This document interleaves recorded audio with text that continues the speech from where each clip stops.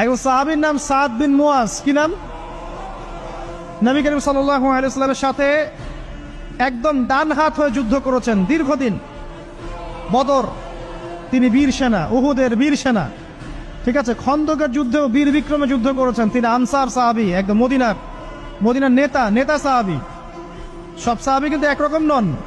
কেউ ছিলেন নেতৃস্থানীয় সাহাবী, তিনি ছিলেন একজন নেতৃস্থানীয় সাহাবী, ঠিক আছে। সাদ বিন মুয়াজ নবী করিম সাল্লাল্লাহু আলাইহি ওয়াসাল্লাম এত ভালোবাসতেন তাকে, এত ভালোবাসতেন যে তাকে নিজের মনে করতেন যে সাদ বিন মুয়াজ আনসাররা আমার নিজের। চারটাখানি কথা।